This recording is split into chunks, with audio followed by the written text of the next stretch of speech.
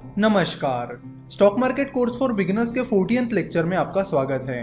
पिछले पार्ट में हम फाइनेंशियल स्टेटमेंट्स और बैलेंस शीट के बारे में बात कर रहे थे और आज हम प्रॉफिट एंड लॉस स्टेटमेंट की बात करेंगे।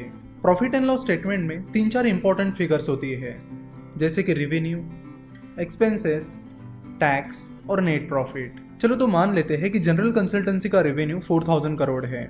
रेवेन्यू, टर्नओवर और सेल्स, इन तीनों का मतलब एक ही होता है। जनरल कंसल्टेंसी का रेवेन्यू 4000 करोड़ है। इसका मतलब है कि जनरल कंसल्टेंसी ने 4000 करोड़ की गुड्स और सर्विसेज बेची है।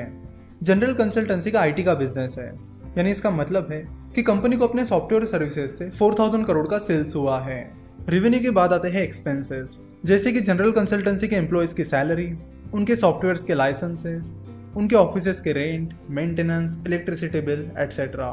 तो रेवेन्यू में से कंपनी के एक्सपेंसेस निकालने के बाद आपको मिलता है इबिडा। इबिडा का मतलब होता है earning before interest, tax, depreciation and amortisation.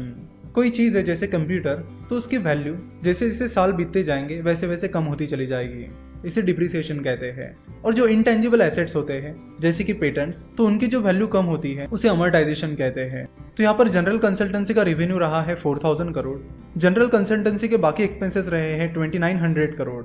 तो रेवेन्यू माइनस एक्सपेंसेस के बाद आपको मिलता है इबिडा, जो कि है 1100 करोड़। तो इबिडा में से डिप्रिसिएशन और अमोर्टाइजेशन माइनस करने के बाद आपको मिलता है इबिट। तो यहाँ पर जनरल कंसल्टेंसी का डिप्रिसिएशन एंड अमोर्टाइजेशन है 300 करोड़। तो EBITDA that is 1100 crore minus depreciation and amortisation that is 300 crore is equal to 800 crore.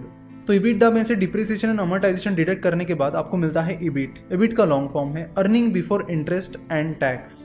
EBIT में से इंटरेस्ट डिडक्ट करने के बाद आपको मिलता है इबीटी। तो यहाँ पर जनरल कंसल्टेंसी का इंटरेस्ट है 50 crore rupees. So EBIT that is 800 crore minus interest that is 50 crore is equal to 750 crore. तो जनरल कंसल्टेंसी का EBT that is earning before tax है 750 करोड़। तो अर्निंग बिफोर टैक्स में से जो कंपनी ने टैक्स पे किया है वो आप डिडक्ट करोगे तो आपको मिलेगा ईएटी, यानी अर्निंग आफ्टर टैक्स, जिसे पैट यानी प्रॉफिट आफ्टर टैक्स भी कहते हैं। तो यहाँ पर ईबिट है 750 करोड़ माइनस टैक्स है 250 करोड़। तो कंपनी का अर्निंग आफ्टर टैक्स आएगा 500 करोड़। वैसे अर्निंग आफ्टर टैक्स को नॉर्मली पैट कहते हैं, यानी प्रॉफिट आफ्टर टैक्स, जो कि कंपनी का नेट प्रॉफिट होता है। ये एक बहुत इंपॉर्टेंट फिगर है जिस पर आपको हमेशा ध्यान रखना है, प्रॉफिट आफ्टर टैक्स। तो यहाँ पर जनरल कंसल्टेंसी का प्रॉफिट आफ्टर टैक्स है 500 करोड़। तो ये था प्रॉफिट एंड लॉस स्टेटमेंट। उसके बाद आता है cash flow statement. Cash flow statement में मेनली 3 चीजें होती है, cash flow from operating activities, cash flow from investing activities और cash flow from financing activities. Cash flow से आपको एक बहुत ही इंपॉर्टेंट चीज मिलती है और उसका नाम है फ्री कैश फ्लो। तो फाइनेंशियल स्टेटमेंट्स कहाँ मिलते हैं? तो फाइनेंशियल स्टेटमेंट्स आपको मिलते हैं कंपनी के एनुअल रिपोर्ट में। जिस किसी कंपनी का एनुअल रिपोर्ट आपको ढूंढना है उसका नाम और सामने एनुअल रिपोर्ट लिख दो। जैसे कि आपको अगर टीसीएस का एनुअल रिपोर्ट चेक करना है तो गूगल पर सर्च करो टीसीएस एनुअल रिपोर्ट, जिसके बाद आपको टीसीएस का एनुअल रिपोर्ट मिल जाएगा और वहां पर एनुअल रिपोर्ट में आपको कंपनी के फाइनेंशियल स्टेटमेंट्स मिल जाएंगे। फाइनेंशियल स्टेटमेंट्स के बाद आते हैं प्रोडक्ट्स एंड सर्विसेज। तो जिस किसी कंपनी में आप इन्वेस्ट करना चाहते हो आपको उनके प्रोडक्ट्स और सर्विसेज के बारे में अच्छी खासी जानकारी होनी चाहिए। फॉर एग्जांपल अगर जनरल कंसल्टेंसी की बात की जाए तो जनरल कंसल्टेंसी सॉफ्टवेयर बनाने का काम करती है। सो अगर आप सॉफ्टवेयर इंडस्ट्री में जॉब कर रहे हो या फिर आपको सॉफ्टवेयर में इंटरेस्ट है या सॉफ्टवेयर इंडस्ट्री के बारे में पहले से ही पता है तो आपको जनरल कंसल्टेंसी का बिजनेस मॉडल बड़े आसानी से समझ में आएगा। कंपनी चाहे कोई भी हो, आपको उसके प्रोडक्ट्स और सर्विसेज की अच्छी खासी जानकारी होनी चाहिए। अगर आप उनके बिजनेस मॉडल को नहीं समझ पाओगे तो आप उस कंपनी के बिजनेस ग्रोथ के बारे में पता नहीं लगा पाओगे। कोई भी बिजनेस हो वो अपने प्रोडक्ट्स एंड सर्विसेज की वजह से खड़ा होता है। अगर कंपनी के प्रोडक्ट्स एंड सर्विसेज अच्छे नहीं है तो वो कंपनी लॉन्ग टर्म तक अच्छा परफॉर्म नहीं कर सकती। तो प्रोडक्ट्स और सर्विसेज किसी भी बिजनेस का कोर होता है और उसके बाद कंपनी का मैनेजमेंट और बाकी चीजें मैटर करती है। तो कंपनी चाहे कोई भी हो, उसका एनालिसिस करने के लिए आपको उसके प्रोडक्ट्स और सर्विसेज को समझना होगा।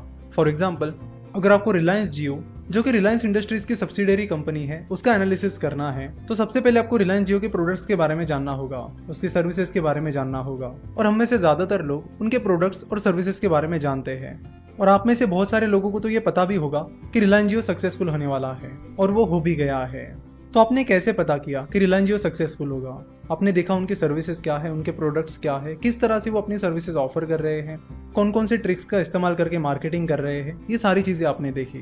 तो कंपनी के फाइनेंशियल स्टेटमेंट्स हो गए, कंपनी के प्रोडक्ट्स एंड सर्विसेज हो गई। अब नेक्स्ट चीज आती है कंपनी का मैनेजमेंट। आपको देखना होगा कि जनरल कंसल्टेंसी का जो मैनेजमेंट है वो कैसा है, उनमें इंटीग्रिटी है या नहीं, एथिक्स है या नहीं, उनका कॉर्पोरेट गवर्नेंस कैसा है, ये सारी चीजें आपको चेक करनी होगी। आपको चेक करना होगा कि विवेक और योगेश जिन्होंने ये कंपनी शुरू की थी वो कंपनी के एम्प्लॉयज को कैसे ट्रीट करते हैं, वो कंपनी के शेयर होल्डर्स को कैसे ट्रीट करते हैं, अपना बिजनेस एथिक्स के साथ चलाते भी है या नहीं। तो इसे मैनेजमेंट एनालिसिस कहते हैं और मैनेजमेंट एनालिसिस को हम नेक्स्ट लेक्चर में डिटेल में कवर करेंगे। आशा करता हूँ कि आपको आज का ये लेक्चर पसंद आया होगा। हमसे जुड़े रहने के लिए आप हमें फेसबुक, ट्विटर और इंस्टाग्राम पर फॉलो कर सकते हो।